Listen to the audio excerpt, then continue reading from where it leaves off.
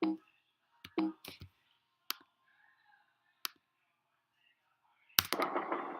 are you gonna make a video about this?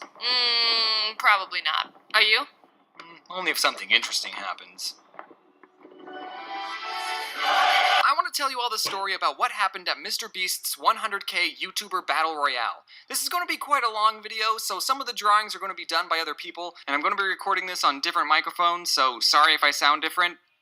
I'm not that sorry, I don't care. And I want to tell this story in its entirety. I don't want to cut anything out or split it into 2 videos, because the story I'm talking about is already up on Mr. Beast's channel, so what's the point of making people wait for a conclusion when you can just go and see what happened? If you've already seen Mr. Beast's video, which a lot of you probably have, then this story has already been spoiled for you, and you know how it's going to turn out, but you should still stick around, because I'm going to go into detail about the events that led up to the big fight, and sprinkle in just a healthy amount of embellishment. And if you live under a rock and don't know what I'm talking about or who this Mr. Beast character is, then pull up a chair and let me explain Studios, because this is going to be quite the video.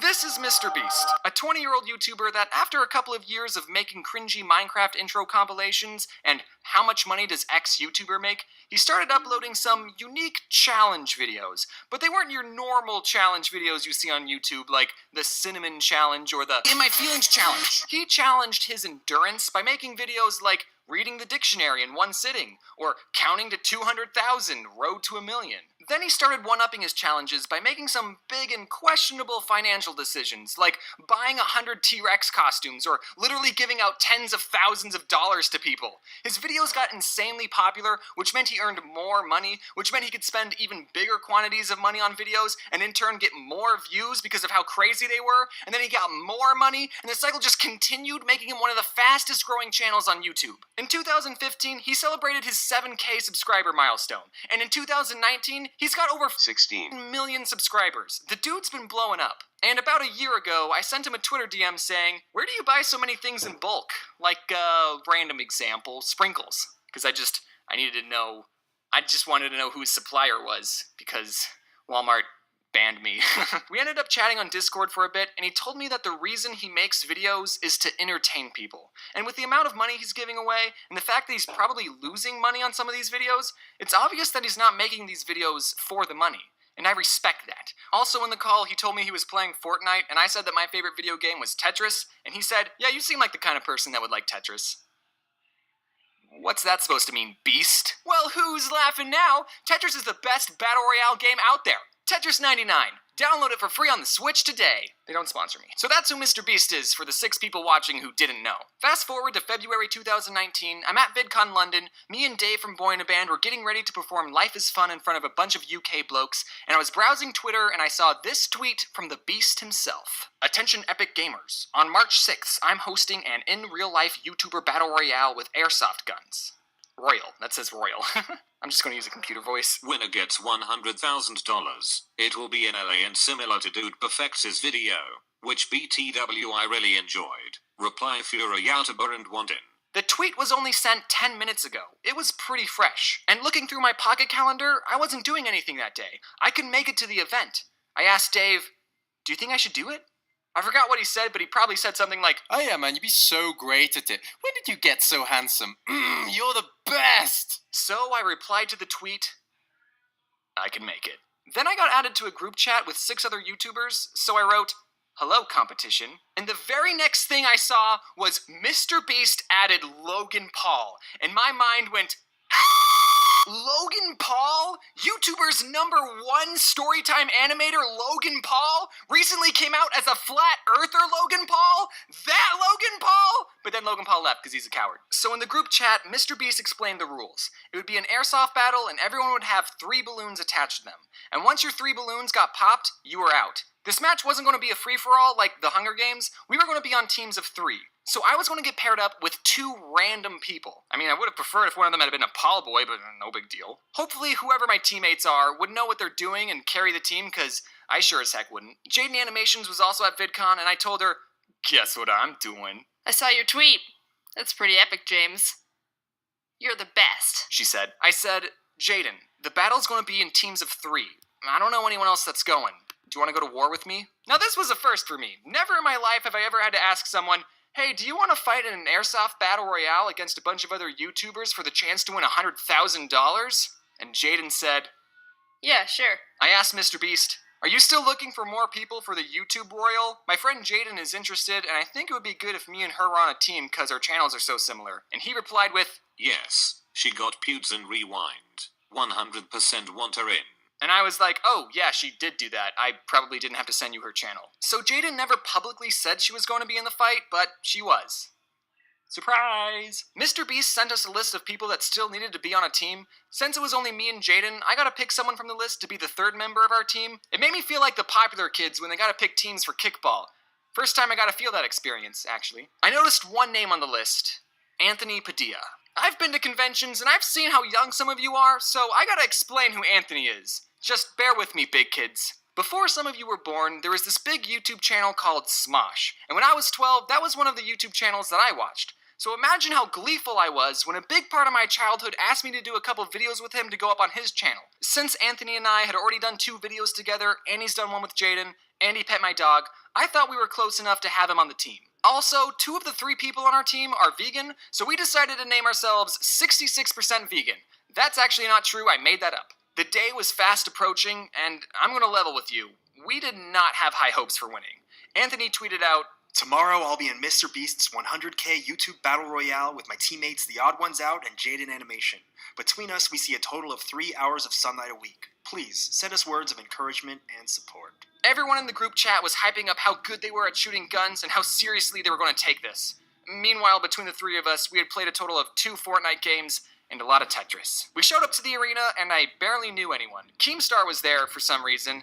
I don't know if Keemstar likes me though. At first, I wasn't too worried about getting hurt because people were going to be aiming for our balloons, not our bodies. But when I saw the gear, the balloons were just about right over our heads. So everyone was going to have to William Tell our balloons off. No big deal. None of us really need our heads anyway. No big deal. Before the main fight, there were a couple of practice rounds that were happening on a smaller field, and during the practice round, our team went into this little fort. Anthony's gun wasn't working, Jaden didn't know how to put the magazine in, and I didn't know how to aim. As soon as we left the fort, all of our balloons got obliterated. Oh, baby, a triple! Oh, yeah! Like I said, we didn't have high hopes. Whenever I go to an event, a question I get asked a lot is, will you make a video about this? And every time my answer is always, if something interesting happens. Look, I'm sorry, kid. I'm not just gonna make a video like, hey guys, so I went to this school and talked to these kids about being a YouTuber, and everyone was well behaved and super nice. Anyway, that's going to do it for this video. Be sure to check out the video where I went to Australia and signed posters for 2 hours. So I asked Jaden, are you going to make a video about this? And she said, Probably not. But if you want to, you can. and I said, yeah. Only if something interesting happens, though. And Jaden, I just want to say, thank you so much for giving me this. After the practice round, our team sat at a lunch table by ourselves, because we didn't have any friends. And Jaden and Anthony talked to each other about being vegan, and I ate my chicken pesto sandwiches as discreetly as possible. We also talked about potential strategies, like if someone started shooting at you, then just shake your head as violently as possible so that way they can't hit your balloons. Yeah, that'll work, we told ourselves, but deep down, we knew it wouldn't work. I just hope we're not last, I said. I'd be happy if we made it in the top 10. There were a total of 13 teams. I would have been happy if we were in the top 10. I didn't expect to pop anyone's balloons. Just as long as we didn't lose horrifically, I'd be happy. So, I know how these videos work. About 40 people showed up to the event. There's no way that everyone was going to have an equal amount of screen time. If you're not interesting, then you're not going to make the cut. So, realizing this, our team also wanted some screen time. I drove an hour to get here. I didn't want it to go to waste. Some people took 14-hour flights from Australia to get here, so I hope they had a fun time. Yay! The match was about to start, and our team got dark green balloons, and we saw another team that had lime green balloons. We talked to the other green team, which consisted of What's Inside, his son Lincoln, and Casper Lee. We joked with them like, hey, other green balloons, since no one can tell us apart, maybe we should team up. Okay, see you later. But the way the match played out was interesting. We didn't get to choose where we started. The map was split up into 13 different zones, and before the match started, someone on your team would pick a number out of a hat, and whichever number you got would be the zone you started in. That way, when the match started, the teams would be equidistant from each other. And to make it more interesting, you didn't begin the game with any weapons. Those were scattered around the field. And the closer you went into the center of the map, the better the weapons were. Supposedly. That's what they told us. So we all put on our paintball masks and GoPros. One of the Hunger Games workers walked us to our zone. We looked around and saw one gun super close, one gun at a medium distance, and one gun pretty far away. Okay, Jaden and I will get the close gun. You go get that medium gun and cover me while I get the far gun. Then an air horn blasted in the distance, and the game began. I ran to the medium distance gun, quickly snatched it, and ran back to where the group was. Jaden had her gun, but Anthony was empty-handed. Someone already grabbed the far gun, He said, and the team that grabbed it was the white team. And it didn't take long for them to start sending BBs our way. There wasn't a structure we could hide in, and Anthony had no way of fighting back. Dude, I don't have a gun, so I'm like sitting. The white team pushed us into a corner of the map, and a chain link fence stopped us from retreating any further.